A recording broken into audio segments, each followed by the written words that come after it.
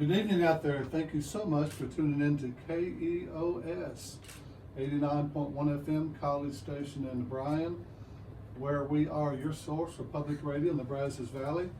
Hope you're enjoying the beginning of the weekend. Hope you had a safe and enjoyable week. Let's hope the same thing for the weekend. Speaking of the weekend, let's check the weather forecast in the Brazos Valley for this weekend. Currently outside the Bell Studios, 202 East Carson in Bryan. My thermometer reads 64 degrees Fahrenheit. And tonight it'll be cloudy, a low around 51 or 52, north winds about 10 miles per hour. Tomorrow, Saturday, mostly cloudy, but it's going to be kind of warm, a high in the low 70s. North winds around 5 miles per hour. Saturday night, cloudy, a low in the low 60s. North winds, you guessed it, 5 to 10 miles per hour. And then Sunday, mostly cloudy, a high a little bit higher than it's been, up around 80, low 80s, but it'll be breezy with south winds 15 to 20 miles per hour on Sunday. Wrap up the weekend weather-wise on Sunday night with a 30% chance of showers, mainly after midnight. Mostly cloudy with a low in the upper 50s and kind of breezy. So not a bad forecast for, I guess, the last weekend of February here in Central Texas in the Brazos Valley. We thank you for joining us tonight. Don't forget we're streaming live around the globe. You can always listen to your favorite radio station, KEOS and 9.1 FM. Even if you're outside of the immediate listen area, just go to KEOS.org and click the Listen Now icon, and you can listen live to any show that you want here on KEOS. And we have something for everybody. If you go to our website, KEOS.org, you can see our lineup, and we have all kinds of music shows, country, we have rock, we have jazz, we have a little bit of everything, and it changes from time to time. And we also have talk shows like The Family Affair, come to you live every Friday night. I do want to mention that Dr. Vance, that's me, I host a Family Affair, but I've been doing this for about 18 and a half years, and it looks like Family Affair is winding down. I think I have 2 official shows left tonight, which we have a great one tonight, and next week another great show. I'm moving outside of the area, so I won't be able to come in every Friday night anymore to do that, but I still might be hanging around some, still kind of talking about options and maybe filling in or doing a show occasionally or something. I just don't know yet. But anyway, I just want to thank all the listeners who supported my show over the last 18 and a half years. I know I've had over 800 guest interviews.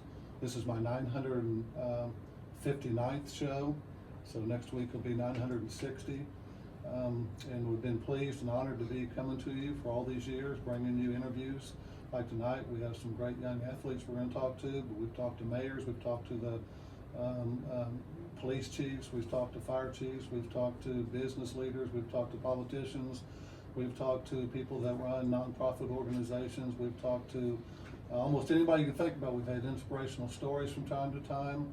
I remember one of my favorite guests of all time was little Aaron Binger, who died about 10 years ago of childhood pediatric cancer, but at age, I think, 11 or 12, she came out for 6 years in a row, and so inspiring. She never cried, never complained. All the chemo and stuff she was getting from age 6, always had a big smile right up to the end, and she certainly motivated all of us, including me. After every show, made me kind of wonder what I'm whining about in life for about a week or so. Well, we've had all kinds of great interviews over the years, and I'm certainly going to miss KUS, going to miss the listeners, going to miss being a part of this team. But again, I still may be part of it to a limited degree for a while. We'll kind of see. Still talking to the folks and kind of figuring out how it's going to go. But I know for a fact I probably won't be doing it every Friday from here on out, just because of the distance of driving in. Would be a little bit much every Friday to do that. So anyway, I want to make sure people know that. And if you want to call up and talk to me, certainly next week would be a good time to do that. Or you can always email the radio station and say, hey, just want to say thanks for the years, and I appreciate everybody out there. Well, don't forget, after this show ends tonight at 7 p.m., DJ Lance is in studio for some great dance and disco tunes. Then Michelle comes in from 9 to 11 to play some 80s music. And the iconic one, Mr. St. Patrick, comes into the KUS studio every Friday night from 11 p.m. to 1 a.m. to play some heavy metal headbanging music. So if you just can't sleep at night and you want to hear something heavy and kind of rough, well, St. Patrick can do that for you. Also with me tonight, he won't be talking, but Mike Sutherland's with me, and Mike's putting together a show on, I believe, on Talk Politics, right, Mike? Yep. That you're going to do on KUS. So look forward to that show. There'll be more forthcoming on that when that gets all figured out and he finishes his training and everything like that and gets it all scheduled. But it'll be a powerful show, I can guarantee you that, if that all comes to fruition.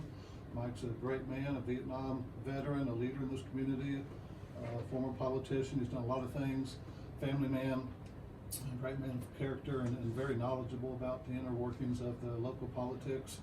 And so it should be a really great show. So I encourage you to look forward to those announcements whenever that show gets going. I'm assuming sometime in the near future. They'll be announced when that starts, what day and time it'll be here on KUS 89.1 FM College Station in Bryan. And again, I want to thank Chris May and the board for here at KUS for allowing me to be on the radio station so many years. Of course, Vance, a great engineer and really the backbone of KUS. So many great people here that make this thing happen on a regular basis. We've been doing it since 1995. So KUS has been around, 28 years now, and I've been here 18 and a half of those. So anyway, just want to let everybody know that. We'll talk about that again a little bit next week, maybe a little bit more, but just want to make sure the listeners knew that that was going to be a change coming up here with Family Affair Show and Dr. Vance. Well, hey, let's get to our interview tonight. I've got two great young men in studio with me tonight from College Station High School. One is a junior quarterback, Arrington Maiden, and one is a sophomore, I guess, wide receiver / tight end, Jackson Verdugo. Both of them are superstar athletes, superstar football players with honors in their district, and I guarantee they're going to be playing college ball somewhere in Arrington after he graduates next year, and Jackson in a couple of years. And they did an amazing thing last year, listeners, and we're not going to just talk about their great championship run where they got all the way to the state finals in 5A Division I, which was an amazing feat in itself. But just what, we're going to inspire you to let your kids play sports or some sort of extracurricular activity. There's such a benefit to it. I really believe that, and I know that it's important to learn how to read and write and all that sort of thing. School's important. I'll never downplay that. But kids learn a lot of things from playing sports. I look back on my memories from high school. I can remember a little bit about English class, maybe a couple things about geometry or something, but I remember a lot about sports. My coaches, the impact. I still have friends from football from many years ago, so there's a lot of benefit to it, but it's also a lot of hard work. There's a lot of pressure on these young men and young women in their sports to succeed, but also to sort of be a cut above the peers in the schools, the way they behave and act in the classroom. Not always easy, to live up to the expectations. It can be a lot of pressure. So we're going to talk about that tonight. If you know a young man or a young woman who's maybe junior high, grade school, or high school that wants to be inspired and learn about how to be successful in high school and be a successful student athlete, again, tune into KUS 89.1 FM. Parents, if you know a parent that you have a child that's a high schooler or a middle schooler or intermediate schooler or grade schooler, you might want to listen tonight and tell them to tune in because you're going to learn a lot about that. Also, I'll mention this show is being recorded and videotaped by Mike. It'll be uploaded to YouTube in a couple of days, so you can go back and always check that out, and I encourage you to do that. It'll be under, is it just Dr. Vance Radio, I believe, is what we Google it, Mike? Yeah, just Google Dr. Vance Radio. There's already a couple of videos that Mike's done that for us on YouTube. This will be on YouTube again in a couple of days, so I encourage you to watch it with your student athlete. You're going to be motivated and inspired regardless of what school they go to. The pressures and the expectations of student athletes are the same pretty much everywhere, and they're high. So anyway, but only the finest can do what these young men do, and they're certainly incredible athletes, but incredible young men on top of that. So let's kick it off tonight. I'll start with Arrington Maiden. Arrington's on my left over here. Of course, I've known Arrington since he was a little bitty baby. He used to call him my little guy, but now he's bigger than me, so I can't call him my little guy anymore, can I? But he's about 6'3" now, I think.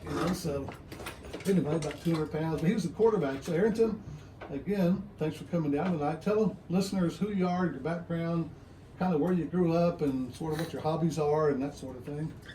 So my name is Arrington Maiden. I grew up here, but I'm from Greenville, Texas.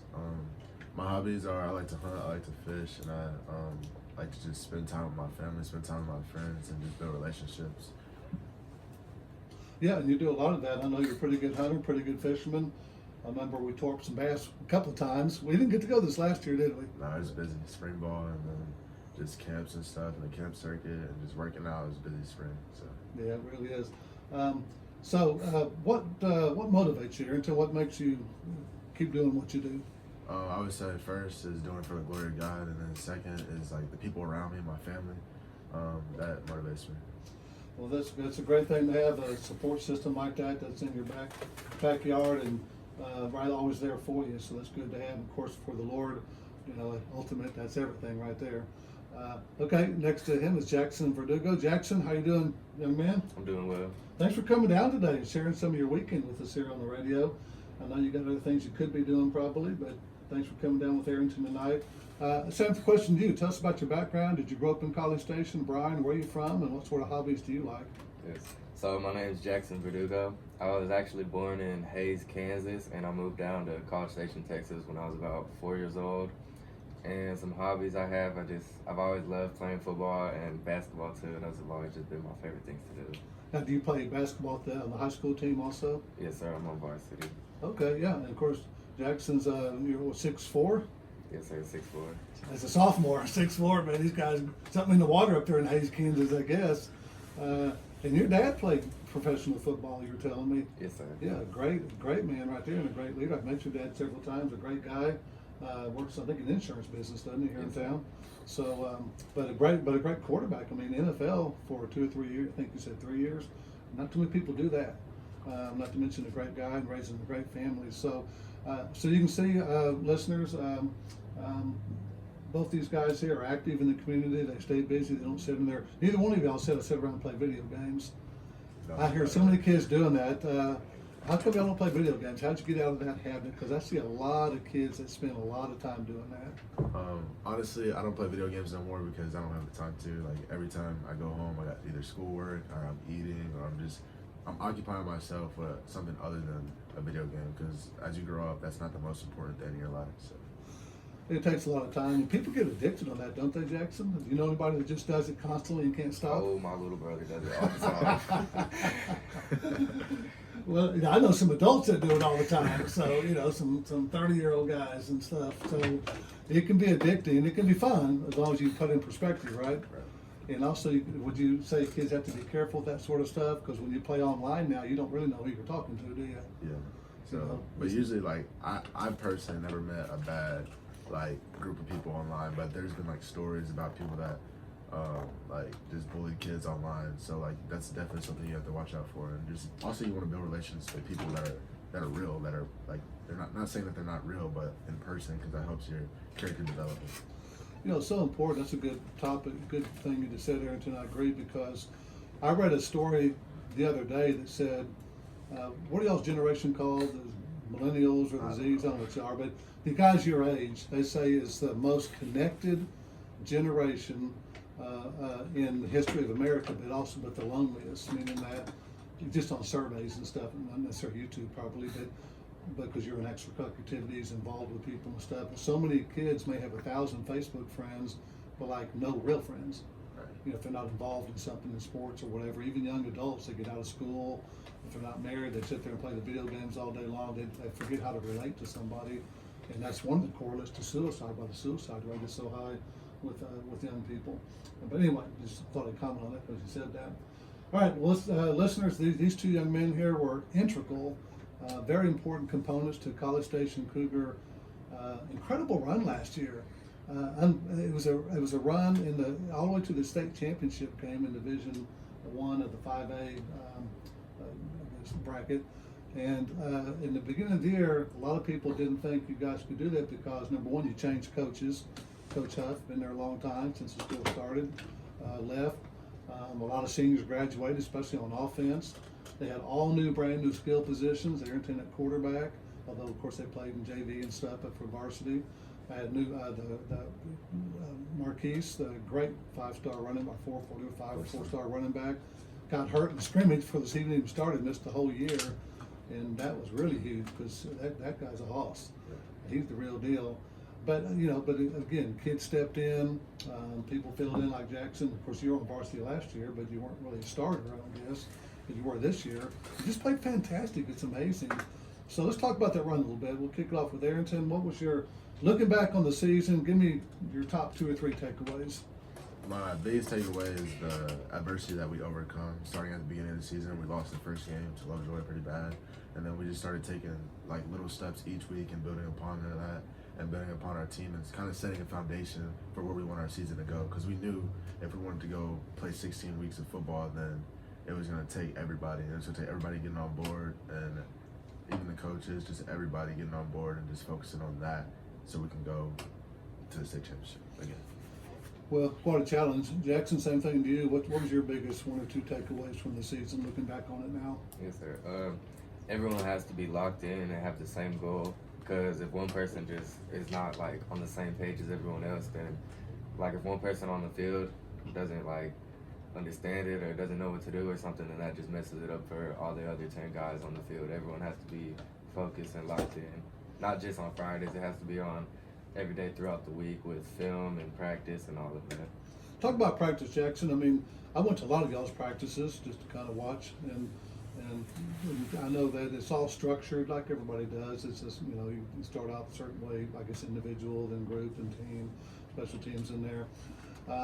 But what was it like in the film study? Did you look at film before practice and know kind of what you're going to be doing on new plays, what to expect, and how did that get worked into the week's schedule, I guess, of practice? Yes, sir. To start the week on Mondays, we would watch film on the upcoming opponents, and they would have game planned on the weekend before we got to school.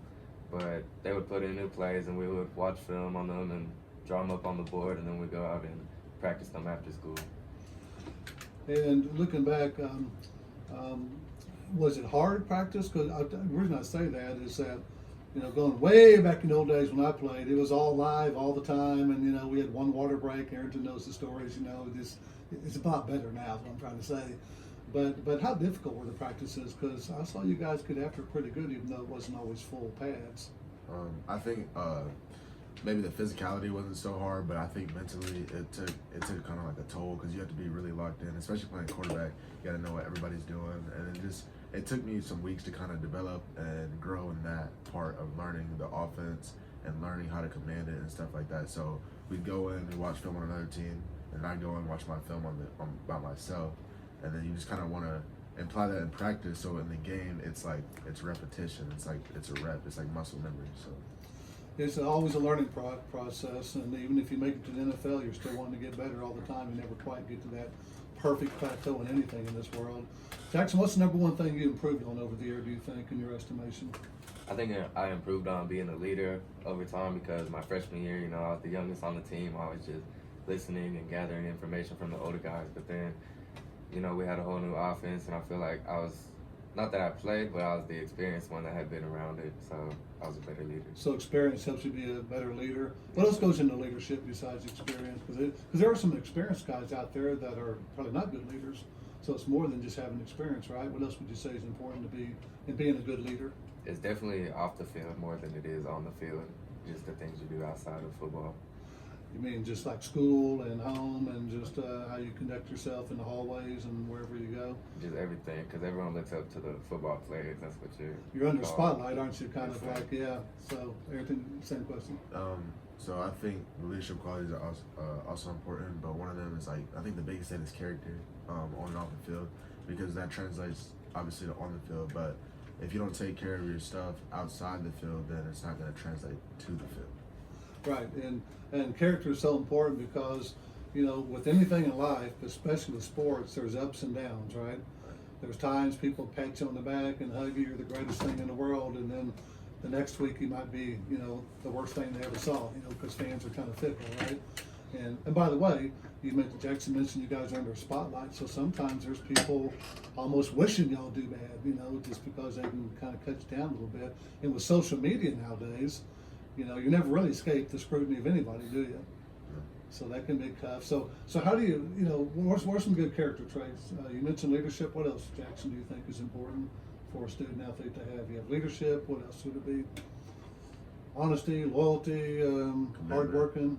Commitment. Yeah, I think commitment. I'm gonna stay on that one for a little bit because you got to be committed to what's going on with whatever the coaches say. You got to be really committed and dedicated to that, and whatever your teammates say, you got to be willing to put yourself behind the team and do it for them. It should be we over me, and that's the mentality that I feel like the Cougar program lives by. Yeah, we over me. I like that. That's good for life in general, isn't it? We over me. Any business you're at, it's always a team effort, no matter who you are, no matter what kind of superstar somebody might be. Tom Brady still has to have a we, doesn't he? Yes. Or he's not going to be successful in the long run. And that's the great thing about football. It's the ultimate team sport, they say. Hey, listeners, if you're just tuning in, this is KEOS 89.1 FM, College Station in Bryan, a show that we call The Family Affair. Dr. Vance here each and every Friday for about 18 and a half years now. Although I'm winding down to my last couple of shows because I'm moving out of the area. Still close enough to be involved, but kind of far to be driving in every Friday. So again, I want to say thank you. I want to thank everybody on KUS for being part of my show over the many years and all of our great loyal listeners. So many of you guys and gals out there, I appreciate and love you all so much. And it's fitting that I have one of my final shows is talking to young men in this community because I'm always inspired by young people who have their heads screwed on straight and doing the right thing and going places because you're the leaders of the future. In fact, you're the leaders right now with young people in the school. So we're talking to Arrington Maiden, quarterback for College Station High School, and Jackson Verdugo, wide receiver / tight end for the College Station High School Cougars. Arrington, talk about the playoffs. You know, was it different in the playoffs in the regular season, and if so, what way? Yes, I think it was very different. I think when we got to the playoffs, we kind of found our rhythm. We kind of found our team, and I think the offense played a lot better. I feel like we were just more experienced. I feel like we had a season under our belt because the regular season is a long time, and the playoff is like another season. So even just round one, we kind of struggled in the first half. Then we fought back adversity, and we scored like I can't remember exactly, but we scored points and we won the game. And then second round was one of me personally, my best games, and then I know Angleton? Yes, Angleton. Yeah. We had a great game. They were a good team. Angleton was a good team. Yeah, Angleton, they were good. We fought to the last minute. I just remember their DBs being really fast, their coaches being smart. I could tell they game planned as well, and our coaches also did a great job. I want to shout out Coach Berry because that game was I feel like he called his best game, and it was successful. And I remember third round we played Georgetown. We got our get back game. Get back game against Georgetown. For listeners don't know, they beat y'all pretty soundly the first time y'all played. They were a district opponent. Yeah. But you got revenge in the playoffs. Yeah, I can't remember the score, but it was a blowout. They scored on a lucky play the first drive, and then we came back, and then we just battled through adversity. We did the Cougar way, and our defense played great. Offense played great, ran the ball great. Aiden had a great game. Offensive line played great. Coaches played great and ran the ball. And then fourth round, one of my favorite games, Smithson Valley. That was a tough game too. Tough game. Great team, great opponent, hard hitters, but we came out on top. We won a line of scrimmage, and we had a good Jackson Verdugo over here running down the field, scoring touchdowns. Aiden, and then coaches making good decisions, making big plays. And Harrison Robinson, goal line stand at the end of the play. Incredible tackle there on 4th and 1 or whatever it was at the last play of the game. Made a one-on-one tackle. They were about to score and win the game if they would have scored. Yeah. So, but I was going to mention that game it was pretty close. It got broke open when you hit Jackson streaking down the right side of the field for about 70-yard or 80-yard touchdown pass, right? Play. Yeah. Big play. I remember watching that on film. I mean, that guy was going for the pick, but Jackson put his hands up. He's so tall with those big arms. Just right over that guy. He couldn't, he just misjudged it. He caught it right in stride, man. Listen, Jackson don't drop them. When the ball's in there, I don't hardly ever see you drop one. But I mean, especially those tough ones like that. Then you plug down there, man. You put all in your house. 4-4 speed, coaches. Yeah. But that put y'all ahead. In fact, you had 2 touchdowns right before halftime. Yeah, so we had 2. Yeah, I think it wasn't even a 2-minute drill. I don't remember, but we had probably a minute and a half. And I remember Aiden had a big catch. I think it might have been 3rd down, but it was streaking down the field, and he made a big catch, got hit, where he got stitches. He couldn't breathe, but he made a huge play to give us the ball like on the 7-yard line. I might be saying this wrong, but it's just how I remember it. And then after that, Aiden's out of the play, so we can't like punch it in. And then we look to Xavier Vela, we run our play, and I hit him in the back of the end zone, touchdown again. So we score 14 points in a matter of like 2 minutes, and it just changed the trajectory of that game. Right before halftime, and then so you go by Smith and Valley, which is a well-coached team. A lot of good players, and it was tough, you know. And then you go to the semifinals after that. Semifinals, yeah. That we played. Is that the Corpus Christi? Corpus Christi Memorial, and Yeah. I feel like we could have played better that game, but that was one of my least favorite games because of honestly on how I played. But I feel like we could have done better all around. But we got through. We fought, and our defense played great. Tony Hamilton played great. Aiden played great that game, and we got to state, and then we obviously lost state. But Well, yeah, and you found a really great Aledo team with a lot of history of winning championships, and a great, you know, really well coached. But you know, looking back on that with a few mistakes here and there, y'all probably could have been real close in that game. Also, it was tough. It was a good team, but just to make it a state was amazing. Jackson, what did you think about the playoffs? Was it different from I guess? Was the cornerbacks tighter on you, or how they try and cover you? Because you're a mismatch. You're like kind of Gronk. I think it's hard to cover you because you got that size differential on people, and not just height, but you're strong and big bodied. Yes, sir. They were definitely trying to press me, take me out of the game, and I just had to work around that. Yeah, you have to learn how to beat press coverage, which is a different technique than say zone coverage or whatever like that.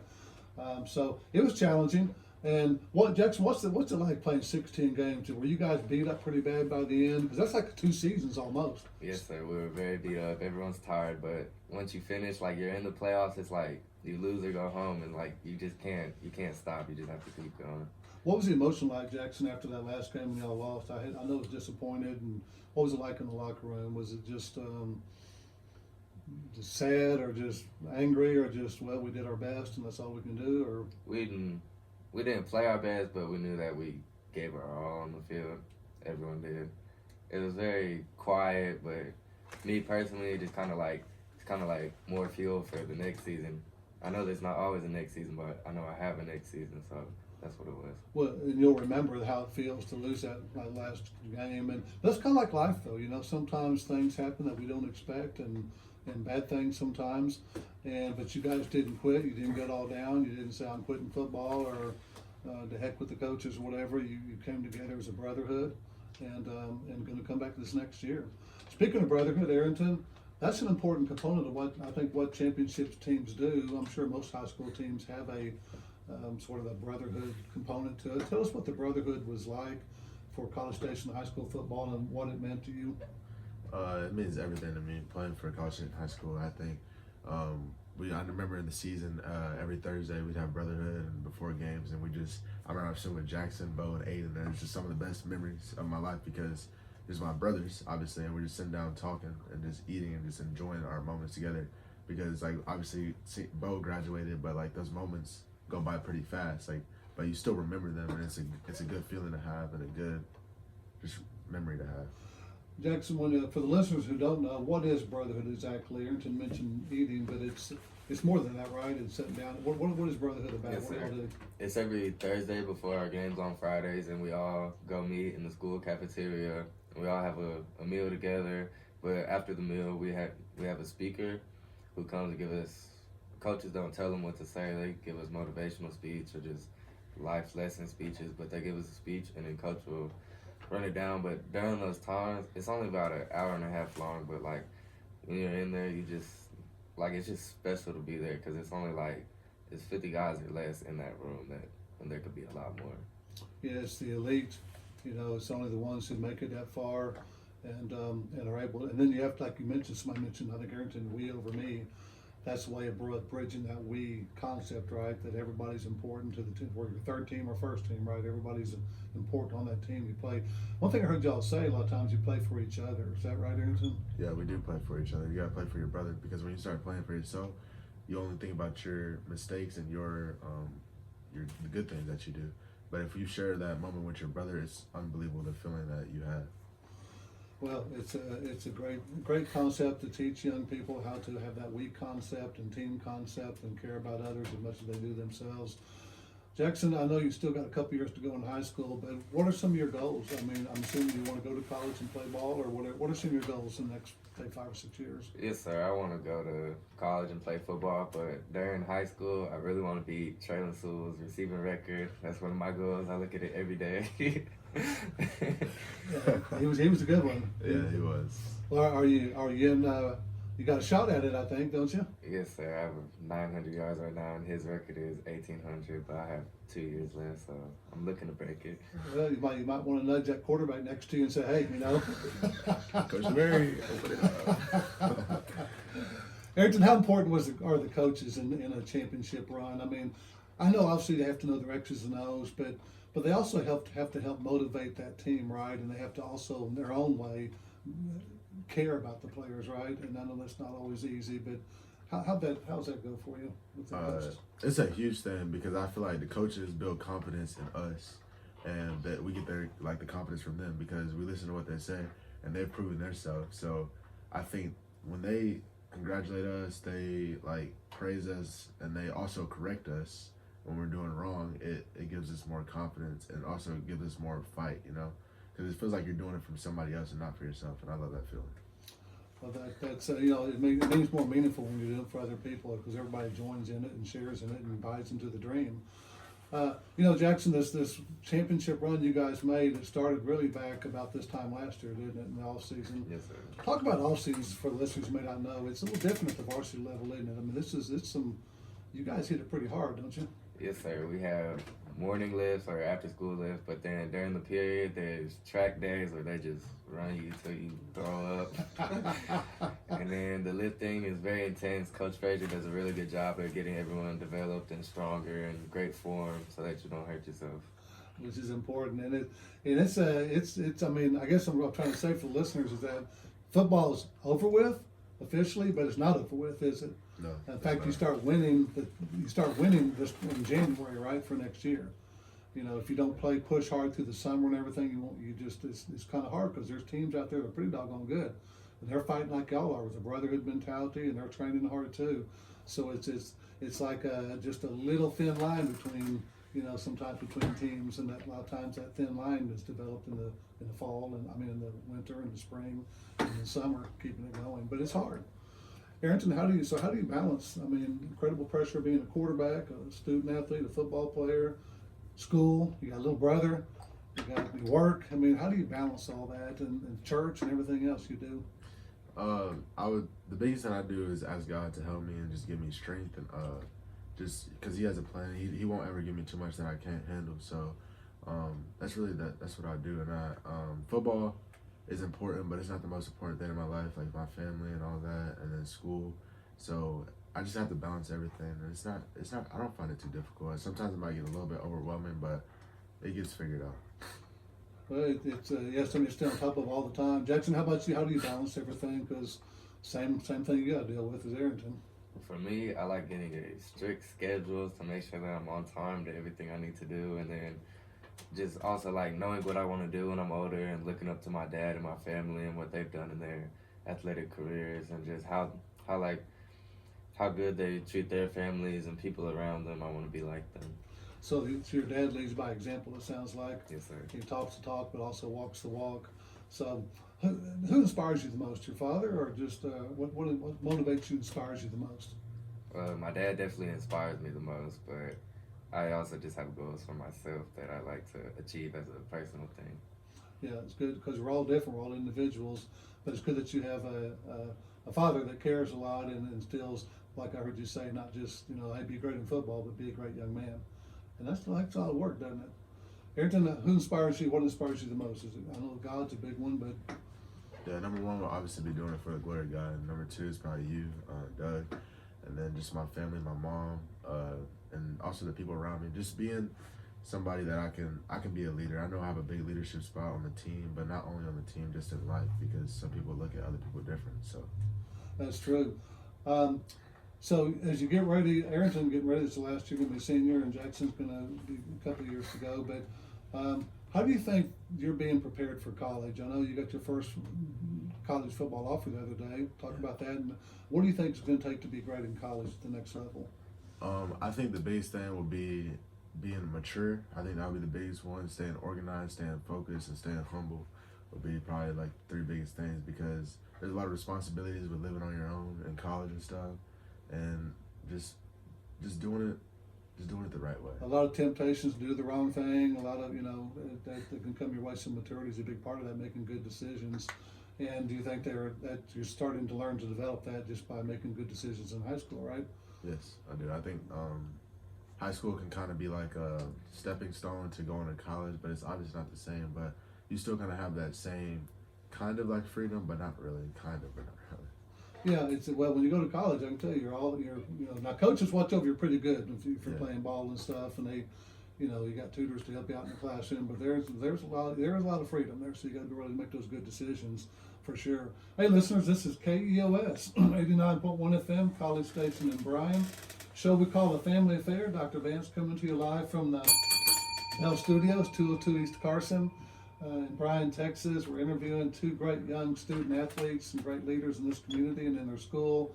Jackson Verdugo was number one, right? Jersey number one for the College Station Cougars. A sophomore wide receiver extraordinaire. And Arrington Maiden, a junior quarterback, number 17. I'm wearing number 7 next year, and Jackson's wearing number 0. Oh, so they're changing. Okay, Yeah. so they'll be number 0 next year. And why number 0, Jackson? What do you like about that number? That's just always been my number. And my favorite player of all time is a basketball player, Russell Westbrook. He wears 0, and he kind of made me love sports more than just playing them. But I just like the way he plays. Okay, but he plays with a lot of hustle and stuff, and yeah. Okay, Arrington. Now I know you've got I'm not sure how much you want to talk about it, but you're changing number 7.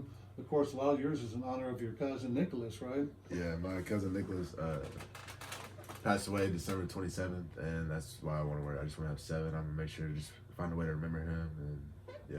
Yeah, he was a great young man, and a tragic loss there.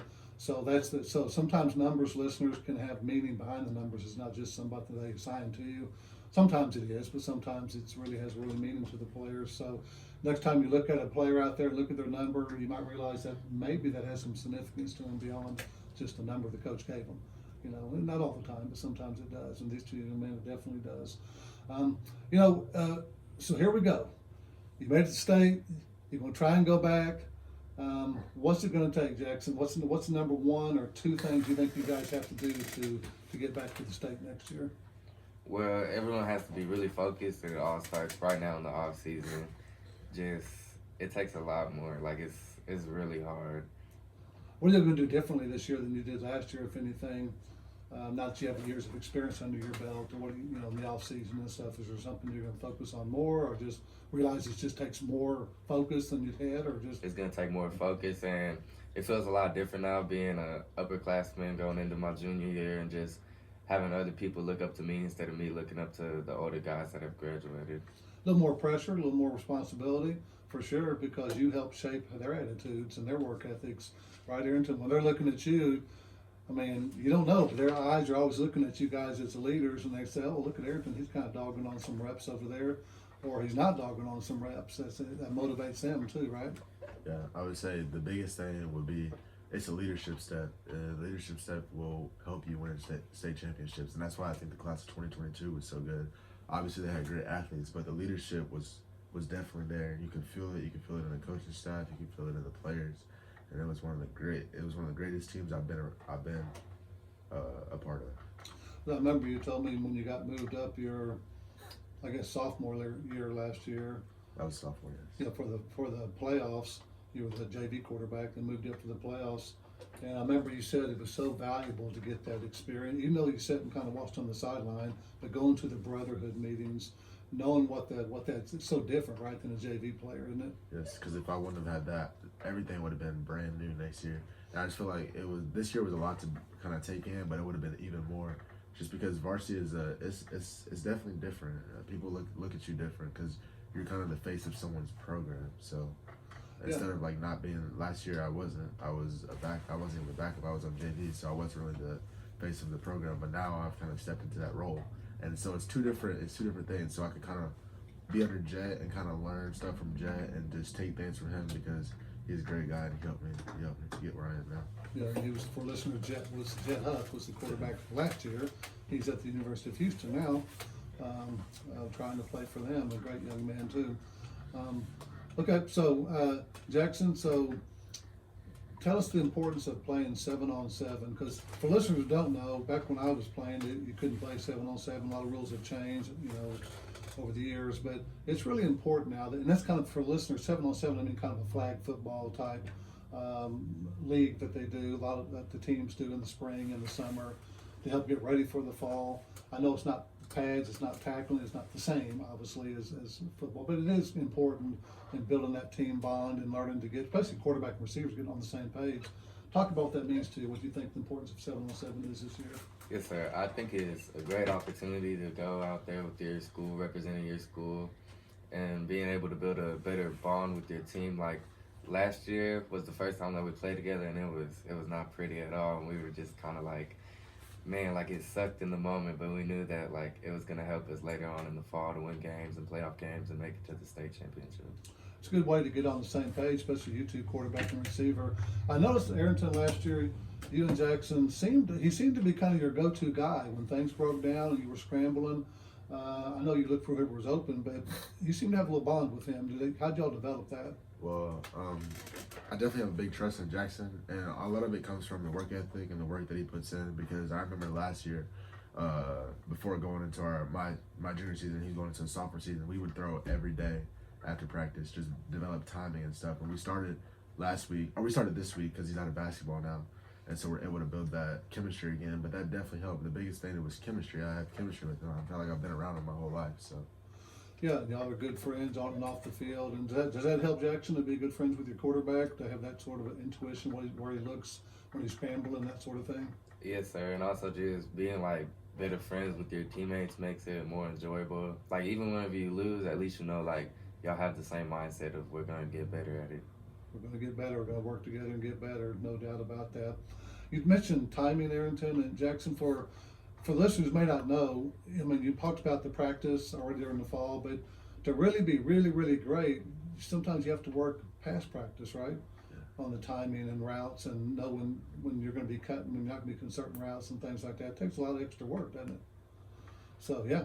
So our offense is built off of timing and stuff, and a little bit of play action. So like that's why we were successful this past season, because we were on time, and we also had good athletes, good coaches. But our offense was built off of timing, and it's easier for an offense to function on time, and you'll just get completions and you'll move the chains and stuff like that. So.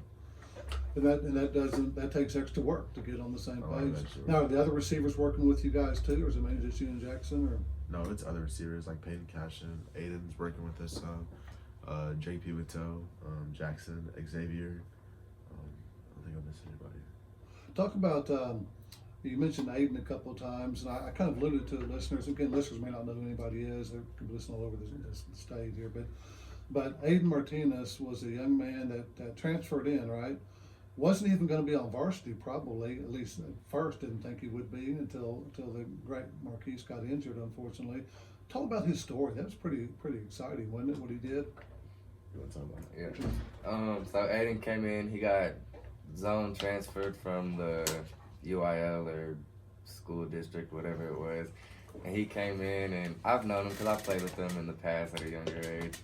And he came in and was just like, he really wanted to prove himself. And he worked really hard in practice and fall camp. And he didn't, even when Marquise went down, he didn't even get to start for, I'd say like 4 games, but he just kept waiting and kept waiting. And he would tell me he would get impatient, but I told him just keep waiting, and he did. And then he finally got his moment, and he broke out for 2,200 rushing yards and just an incredible sophomore season. Pretty amazing, yeah. 2,200 yards, listeners. Did you hear that? Rushing yards. Rushing yards, yeah. Not even catching. He caught some yards too. You pretty good receiver out of the backfield too. Yeah, I think he had 2,500 total offensive yards. I might be wrong there, but. Yeah, he was great. Aiden was great, and he helped us. He helped us a lot. He helped take some of the pressure off me, the team, and it's good when you have a good running back, especially when one gets hurt like Marquise, to step there and get the job done for sure. And the way he just didn't complain, and he battled from adversity too. That's what I love about Aiden. Well, you guys have some great talent. That's what helps make you great. Of course, great character. I know Jackson with you, just watching from the stands. You run great routes. You catch anything that comes your way. You give people incredible mismatches out there. Little cornerback ain't going to cover you. I don't care how fast they are, because you can now jump them and stuff. And you're just so great at breaking out of your breaks and stuff. And of course, Arrington, you can throw almost 70 yards. And any stretch. route out there. And 65 to say. 65, easy. I mean, and, Yeah. and of course, one thing I love about your team, you always have such good focus in the pocket. You never take your eyes from downfield. You have people all around you. You're still holding the ball to the last second till somebody like Jackson breaks open. You deliver it. That you can't. It's hard to teach that. A lot of people sometimes when they get gun shy when the army comes around you like that. But so that's great things right there that you guys both do skill wise. Let's talk about now about other kids. You know, Jackson, if somebody's listening out there, maybe they're a junior high kid, middle school kid, 7th, 8th grade, they're thinking, man, I want to be a great student athlete. I want to be a great football player in high school. What advice would you give them right now to start working on or to be aware of? The first thing I would say is you have to take care of your grades in the classroom. You can't even play if you're not passing or any of that, and your grades will get you a lot further in life than sports will or football or anything like that. But if you want to start playing football, you're going to have to be more focused, and it takes time. Like, you won't be able to play the video games like you might want to. You're going to have to put those down and get up and do things, because it's not just when the season starts up, that's when you're going to get up off the couch and go work. You got to work before the season starts. It's a big commitment, isn't it? To be a football player or any type of student athlete is a bit at the varsity, especially the varsity level, but even the freshman level. It's just different than junior high and middle school. There's a huge commitment and a lot of responsibility, and the expectations are higher, aren't they, Arrington? Just from the fans, the student body, like you said, all eyes are on the varsity more than JV. The freshman loses a game, that's one thing, but the varsity loses, a little different expectations in there. So what would you advise kids on coming up who want to be walking y'all's shoes in a couple of years? I think y'all hit it on the head. I think commitment's the biggest thing. If you got to be committed to the sport. You gotta be committed to your team. You can't be making excuses. You gotta be there on time. And also, if you want to, you gotta be a leader. And also, if you want to lead, you gotta lead by example. You can't just be all talk. You can't go into a situation and just be like, you need to do this, you need to do this, you need to do this. You need to do this as a person, as the player. You need to do it as yourself and just lead by example. Yeah. So a lot of times people are going to watch what you do more than what you say, right? Right. And see if it matches up. So good advice right there, listeners. Jackson, what about parents? You know, not necessarily your parents in general, but just in general, what do you think parents need to know to help them to do a better job with their student athletes as they get into high school? What are some do's and don'ts that you just advise, if there's any out there you might have? Should they be involved? Should they really encourage? Should they just sort of let you do your thing, or is there a good balance in there somewhere? I think that there's definitely a balance. They need to be involved with their kid and interested with their kid as well, because it makes it easier for the kid to be able to do things. Yeah, when the parents involved, know who you're hanging out with, but also they gotta let you grow up a little bit too, don't they, Arrington? You gotta learn to make some decisions on your own. They can't make every decision for you forever, can they? Yeah, I think the biggest thing a parent can do for their kid that's an athlete is support them. I think if you support your kid and you love on your kid and you tell them how much they mean to you, but not only in football but in life, it can make a huge difference. It can give them confidence and stuff like that. It's so important to have somebody that loves you and cares about you and believes in you, especially for a young person. So if you're parents out there, prospective parents, I hope you took that to heart. No parent's perfect, no kid's perfect, humans aren't perfect, but if you work out of love and be involved in support, encourage. You know, I've seen some parents that say, you know, my kid better be just like me. You know, they have their own dreams, like Jackson said earlier. You know, your dad inspires you, but you're also your own self, you know, and parents have to be able to let that sort of materialize and encourage whatever they want to do, whether it's football, basketball, cheerleading, you know, I don't know, there's all kinds of things they can do out there. Every kid is a little bit different and unique, so in that respect. Arrington, we're going to wrap up tonight's show here in a few minutes. Kind of tell us what's really on your mind tonight. What would you like to leave the listeners with? What's some important words of wisdom? You've been here 16 and a half years on this planet. You've gone through a lot in your life. And of course with football and being a student athlete and all that sort of thing. What sort of things are on your heart right now? Just whatever pops into your head. One quote I kind of live by is, today I will do what others won't, so tomorrow I will do what others can't. So that just means like you gotta outwork everybody. You gotta have the work ethic, and you gotta find your purpose in life. So that's the biggest thing: finding a purpose and doing something that you love. And I feel like if you do that, you'll be successful in life. Yeah, I love that. This little Jerry Rice quote, the great wide receiver, Hall of Famer for the 49ers. I will do today what others won't, so I can do tomorrow what others can't. Right. I love that quote. It requires a little extra effort, doesn't it? It's not just going to the practice and doing the stuff everybody else does. You have to stay after, like you and Jackson do, and throw the ball, lift a little bit extra, get there early, stay late, work harder on your grades, all kinds of stuff, right? Yeah, why would you do what everybody else is doing? You're just gonna be just like them. You might be a little bit more talented, but eventually somebody's gonna catch you. So you gotta really outwork them. I love that. That's going to take you a lot of places in this world.